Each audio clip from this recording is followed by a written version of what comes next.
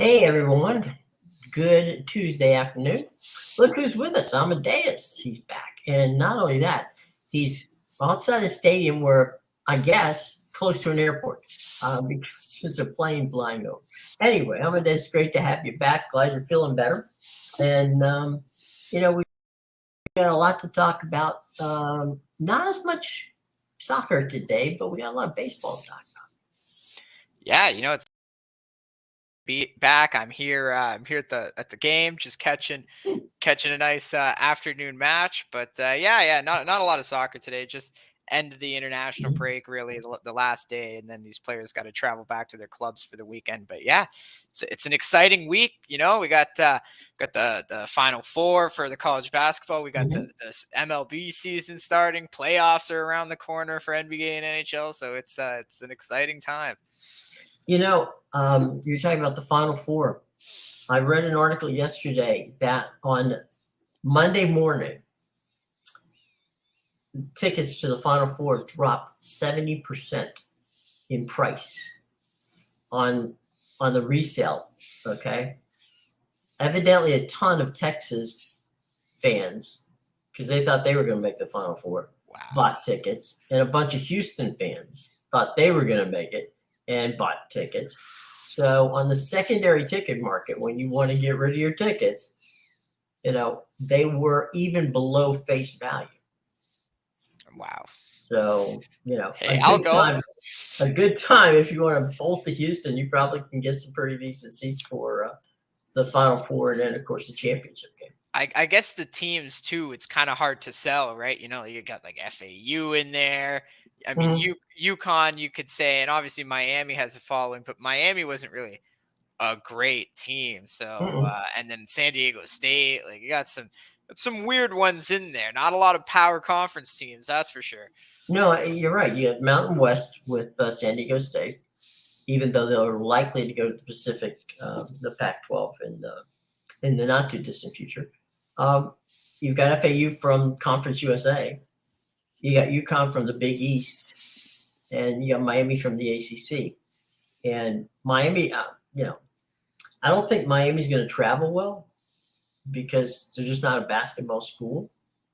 They're used to playing football. So I don't know. We'll see how that turns out. FAU may travel. I mean, they may bring some people, but they're not going to fill the building. And, San Diego State, good on them.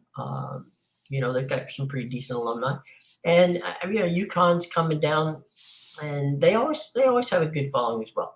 So, I don't think there'll be a lot of empty seats in the place, but I do believe that two things. One, the ratings will be okay, but not great.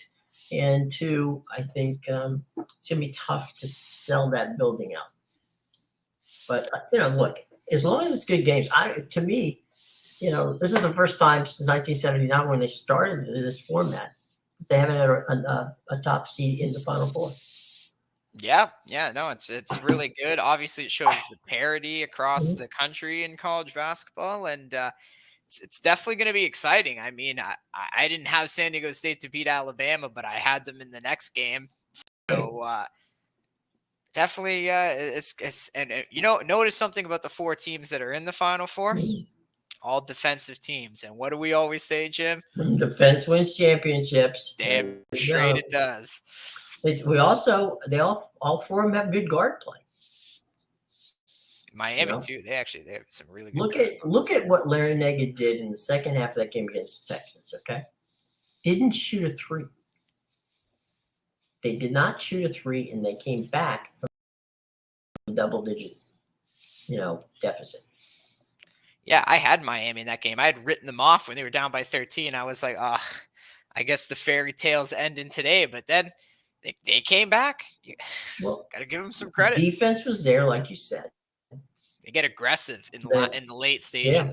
But they hit that that little fade shot, that little what we used to call a runner, right? It's about a 10-foot jump shot because Texas was giving it to them. So all right, fine, you want to give it to me? I'll take it all day long. But they made a concerted effort not to take a 3-point shot, which I think was counter to what normally happens in college basketball. But it worked out well for them. And then FAU dominated on the boards. I mean, they just out rebounded and out hustled in a very close game. That game could have gone either way. I mean, they got out of town, and good on them. And then, of course, UConn just looks like they're mowing everybody. Man, I don't know how you keep the best offense in the country below 50 points, basically. Talking about a team that averaged over 90 a game. It's ridiculous. Well, they shot 18%, which isn't gonna help you. And they had Drew Timme off the floor for about 8 minutes. Yeah, he fouled pretty early in that game. There was one call which even Bill Rafferty mentioned that he thought was more of a ticky-tack foul. The third foul on him was like, really seriously, that's a foul. Okay, fine, call it a foul. And so that put him in peril right there, and so they had to take him out. But to be fair, Drew Timme wasn't doing anything in that game anyway. Yeah. So especially when you needed to come back, like that was the other thing, right? They put him back on late in the game, but like you needed threes by that point. He's not going to give them to you. Well, the other thing, because of Miami's defense, right? Their attempt to get to a 3-point shot and attempt to make a shot was taking 20 seconds, and so they weren't, it wasn't that they weren't urgent to try to get it. They just couldn't get a shot off. So, and when they did, it was either too long, banging off the one side of the rim or off the backboard, or even worse, not hit anything. So yeah. They were sloppy, and unfortunately for them, it showed. So we're going to have a Final Four, which is going to be very interesting. So we'll see how it plays out. San Diego State and FAU, and then it'll be Miami and UConn. So, and Larinaga, ironically, 17 years ago, had that George Mason team.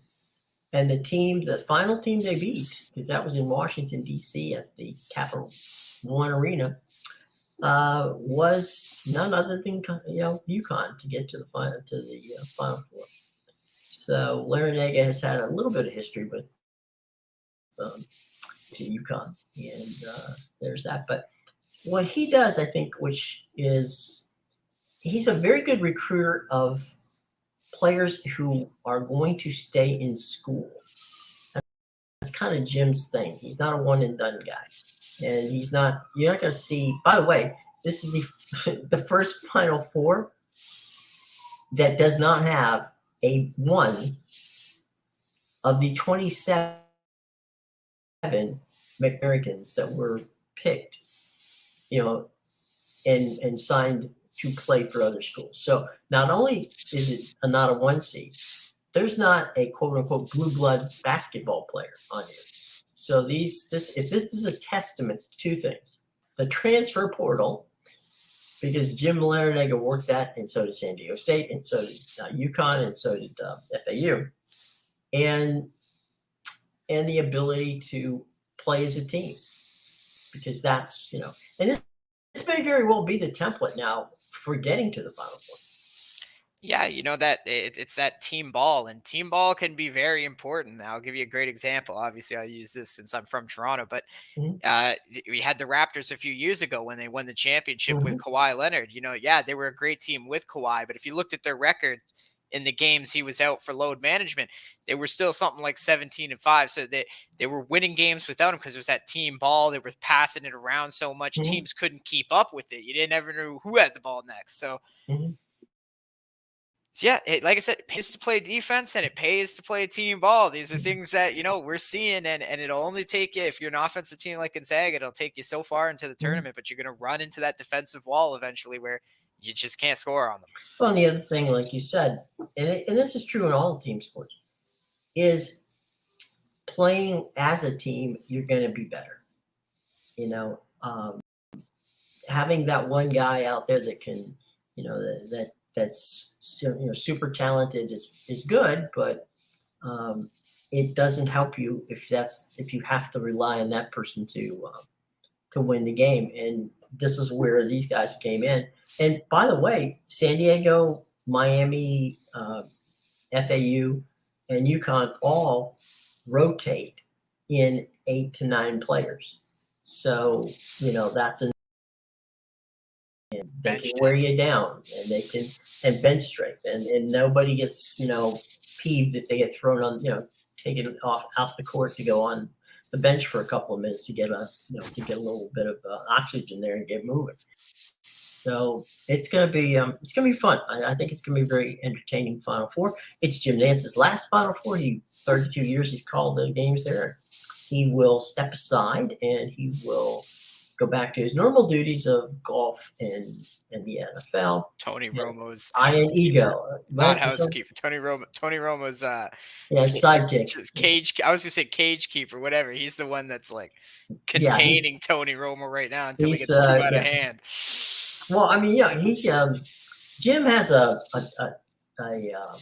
me finish up the thought. Ian Eagle will take Jim's place. Ian's a fantastic broadcaster and a good, a good guy as well. So good on Ian. He gets that gig.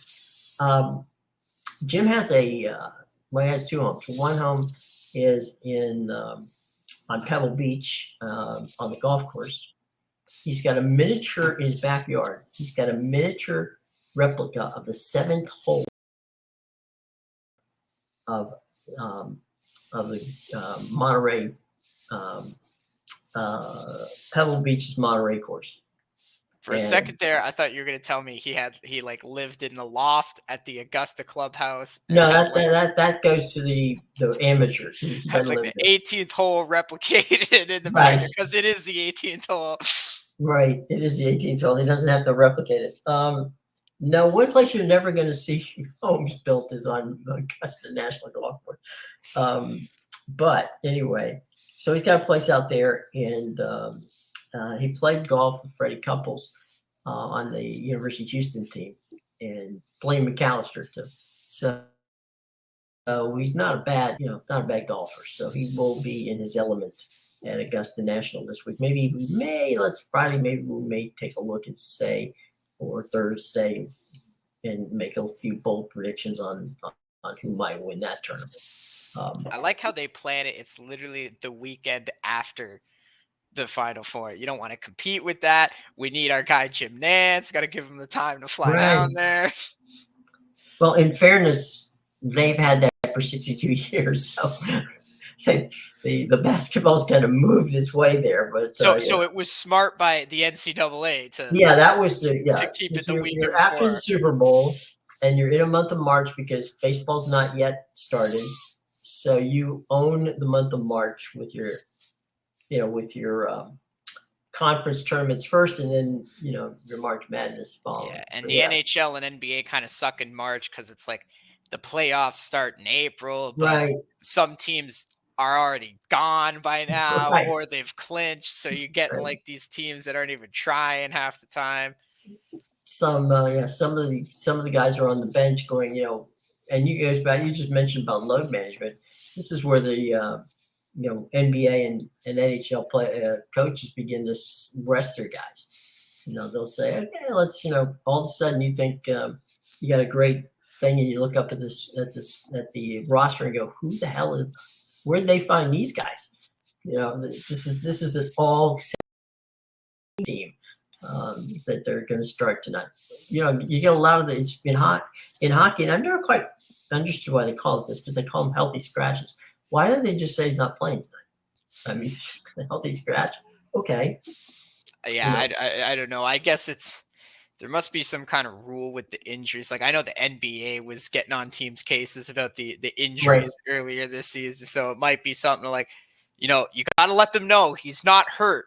You just think he sucks and don't want him in the lineup tonight. Right. Or he doesn't match up well with that team. Yeah, that too. That happens a lot. You got a situation where the guy just had a history of, really just not playing well against the team. So, give him a place on the bench. Let's take a quick look here at Major League Baseball's opening day, which of course is coming up soon. As a matter of fact, 2 days from now. Yeah, Thursday. Yeah, first pitch. Atlanta Braves, Washington Nationals, Patrick Corbin on the mound for the Nats. I also heard this is like the first time in like decades that every team is playing on opening day. Yeah, normally they split it up, and this time they chose not to. Give us all 30. If the MLS can do it, the MLB can do it. Let's That's go. right, baby. Just throw them all up there. Hey, I like that because with the difference between MLS and baseball is like I'm gonna see that same game 3 more times a week. So if you want Sure. to throw all 30 on a day, then I'll play a nice little baseball parlay. There you go. So the Braves and the Nationals kicked it off. Giants, Yankees. Now that's something, and that's going to be in New York. Of course, many, many, many, many, many, many years ago, it was the New York Giants, and they're back in town to play the Yankees. Baltimore Orioles starting off their season against the Red Sox. Brewers and Cubs. That's a rivalry right off the bat. Tigers go from Lakeland and drive over to St. Petersburg for the play the Rays. They don't have to even go out of the state of Florida. They just drive over from the camp. They're already the down. Phillies, Let's just stay down there for the week, get an guys. extra. The Phillies and the Rangers. Jacob deGrom's debut as a Texas Ranger. Ooh. I'm just very happy he's not in the. The Pirates and the Reds, which is a long-time rivalry between those two teams. Colorado Rockies are in San Diego. Toronto and the Blue Jays, your team. Oh yeah, making a trip to St. Louis to play against this year's World Series champions. That's right. I mean, you heard it here first. Just put the over in right now for Toronto and. No, I'm talking St. Louis. They're going to play this year's World Series champions. Oh, okay. All you right. heard it here first. St. Louis Cardinals taking it all. Could be. Minnesota Twins are visiting at Kansas City. The Mets are down to South Beach to play the Marlins. The White Sox, that's another one where they don't have to travel far. The Mets are in Port St. Lucie, so it's about an hour drive to Miami. Chicago White Sox are in Houston for that game. It's an ESPN game. And Angels and Athletics, Diamondbacks and Dodgers. And last but not least, in a 10-10 start, the Cleveland Guardians are taking on the Seattle Mariners. So that's your opening day slate of games. Anything pop out there? Some of the teams that you're looking at, what are we get an early chance to see them. So let's take a look at what you got. Yeah, it's the Nationals and the Braves. I think it's gonna be hard for the Braves. I think the Braves might be the team to beat in that East now that everybody else is banged up. Yeah, that's an interesting one. I see the total is the total is, let's see, 8. 8 what on that runs? Yeah, and like Fried is a really good picture, but Corbin, I don't think Corbin played much last year, did he? No, he's since Patrick Corbin was in the World Series and did very well. He's been in the witness relocation program. He's come back for 2 years. He just couldn't seem to get anybody out. I mean, he didn't have the fastball, didn't have the curve playing at much of what it was. And I'll be honest with you, I thought, because they still had a lot of his contract. I thought it would have been a perfect idea to go ahead and just move him to the bullpen and see if you could use him as a 2-inning closer, right? I mean, because he can throw. He just can't seem to throw for long. It's kind of like the Blake Snell thing, right? Where 4 innings he's good, and then the 5th inning you have no idea what's unravels. Yeah, it's like, although sometimes again both Corbin and Snell can do that, but you can't always count on them to do that. So yeah, we'll see. But I think with the problem that the Mets have, which is a problem. And cashed on your play yesterday. How about that? Amadeus. There you go. Yeah, Well, yeah. He's probably talking about the insiders room Discord that I'm in. okay. Just giving out some free plays in there. Had another one. Had Georgia in the early Euro Cup qualifier against Norway, tied 1-1. So I had Georgia plus the half. That was nice casher too. And Kirby, and yeah, they got the Bulldogs came through. No, so yeah, I think Sean. I think Sean literally sent me or he tweeted out something about Georgia beating Mongolia the other day right. 6-1, and it was a gif of the Georgia Bulldogs like celebrating on the sideline, and I was like, Georgia.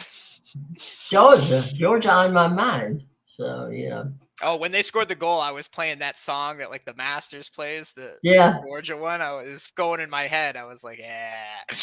Georgia.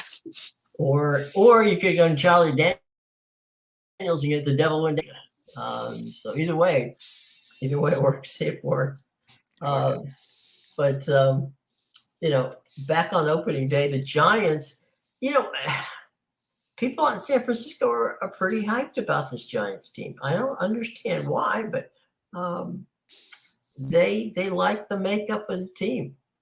I don't like the makeup of their pitching, but okay. The Yankees are the Yankees. This is pretty much the same team. They're starting their kid at shortstop, that their number one draft choice a couple years ago. Oh, they're using a draft pick. That's I rare know. for the New Yankees. The last one they did was Gary Jeter. Oh my god. So maybe Do it more often then. Yeah, I'm talking about shortstop. I mean, they've obviously brought up Judge is one of their guys, Yeah. and But 9 years later. so he's not a bad one. So yeah, there's that. Yeah, I'm with you. I don't get why these people like the Giants so much. Judge was supposed to be their big signing, Yeah, and they didn't even land him. So he's wearing pinstripes on the other side of the field. So yeah, so they will be on the same field with Mike Judge. It's Mike Judge, the guy who was the cartoonist. Yeah, Aaron Judge, but he won't be in San Francisco uniform. So there you go, boys and girls. I just don't see how San Francisco gets by the Dodgers and the Padres. yeah, I totally agree with you. Like that entire division is a juggernaut. I mean, what is the Diamondbacks and the Rockies will probably still be bad, but you still have two teams to get over. Well, and frankly, the Diamondbacks and the Rockies, normally play well in the division.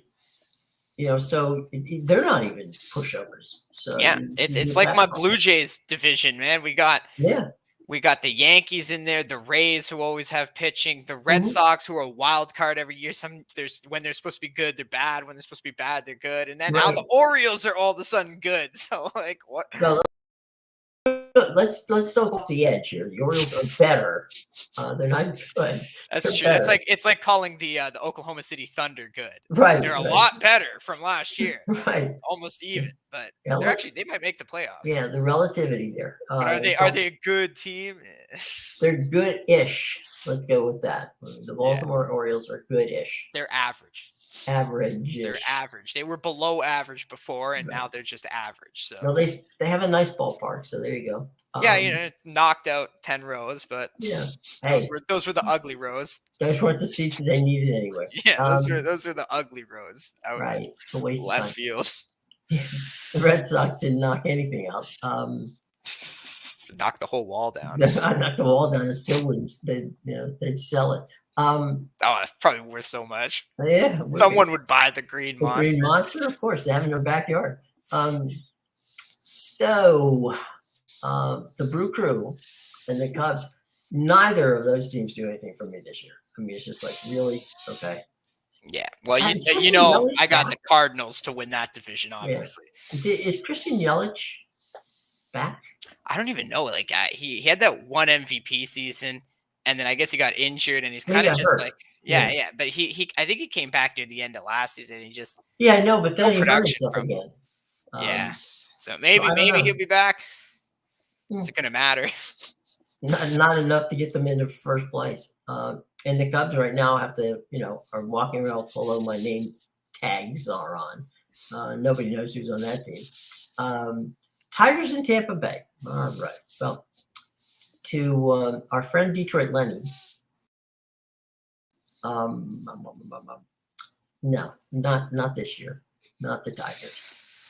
The Rays are the Rays. They're going to win games.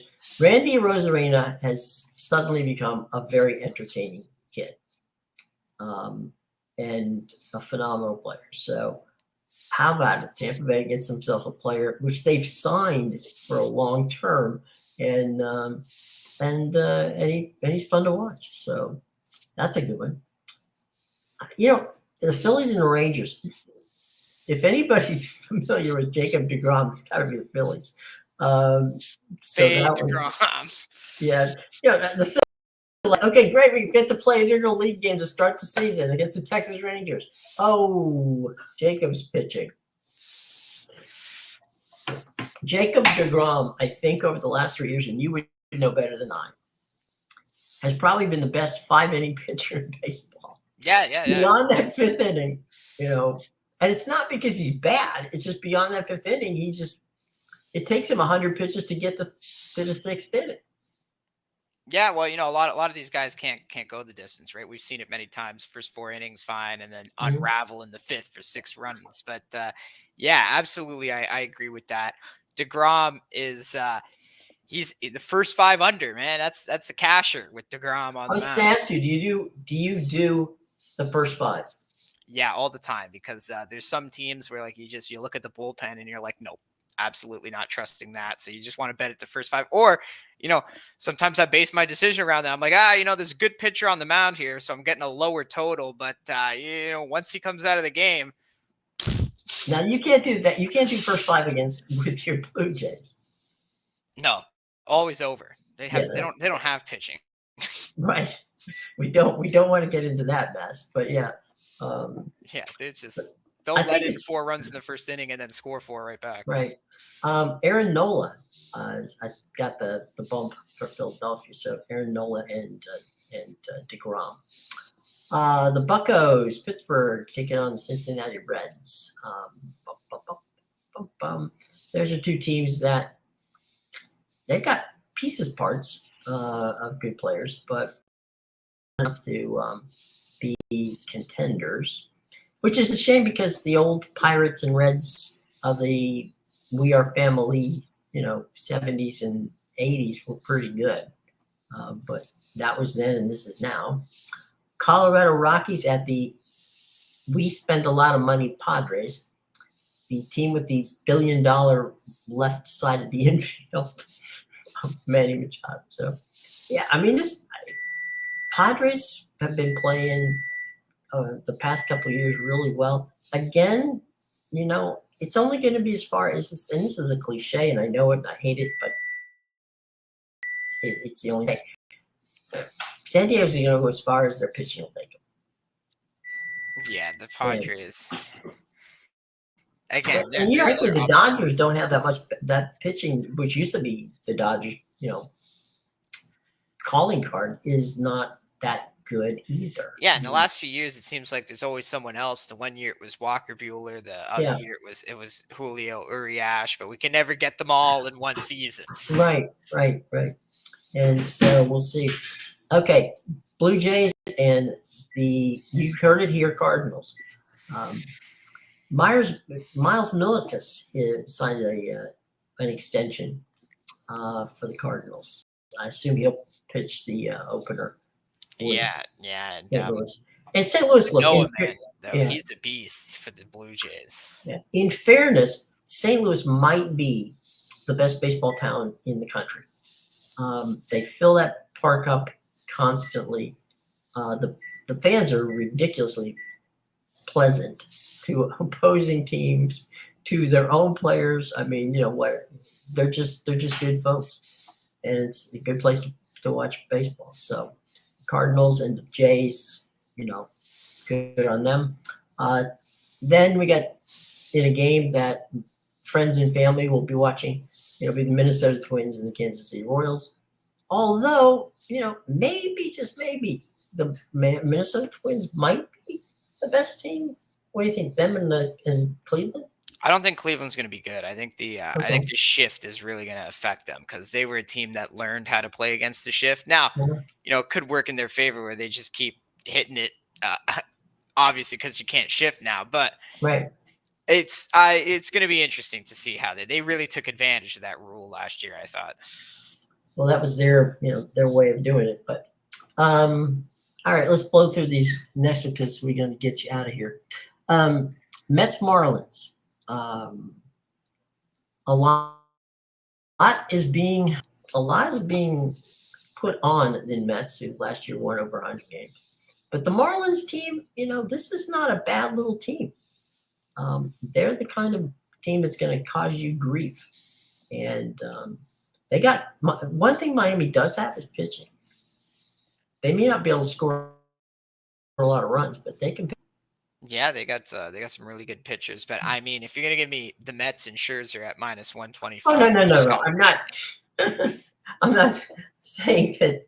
No, I know. I Yeah. totally agree with what you're saying. The Marlins, they got Alcantara, they got Right. Lopez, they had a solid lineup. I'm just saying, No. take Scherzer's arm while he's fresh, right? You're not No, gonna I'm get not. him at minus 125 later in the season. Hey, I'm a member of the Max Scherzer fan club. Okay, I'm a card carrying member. So no, I'm Max. No, don't ever bet against Max. White Sox and Astros.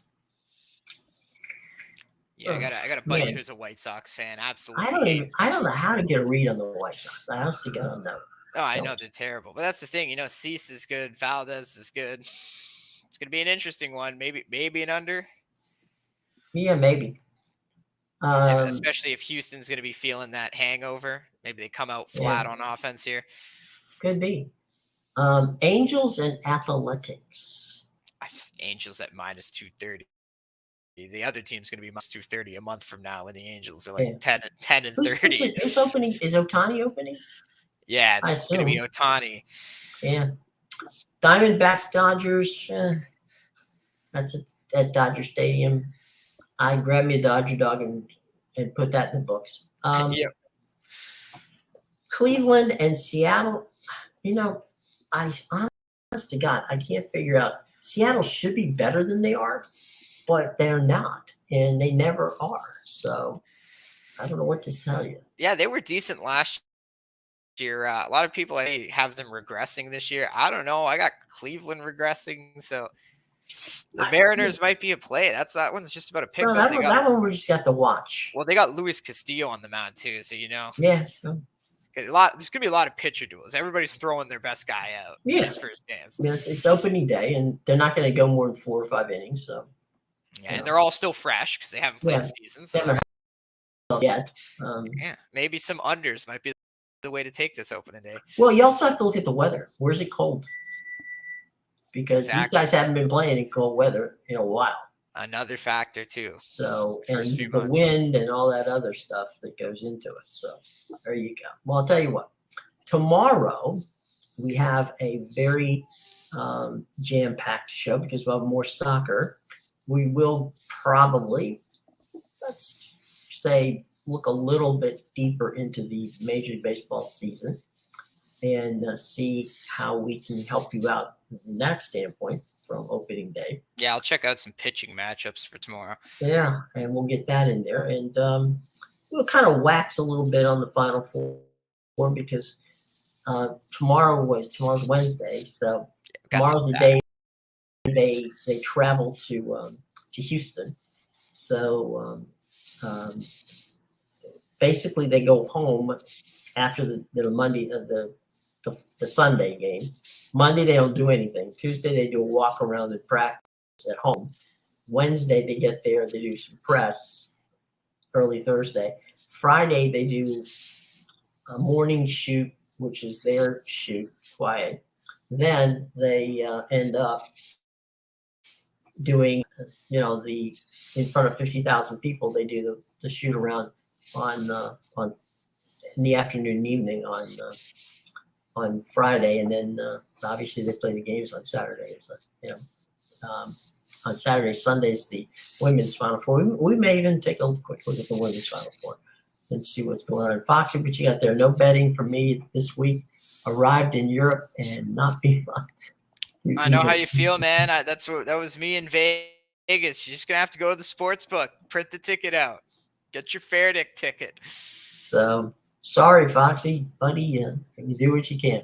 Well, for Amadeus, I'm Jim. We will see you guys tomorrow, 2:00, and we may have a Sean Miller sighting. You never know, but we will see. Guys, thanks very much for joining us. We will see you tomorrow, and have a good day as we get ready to go to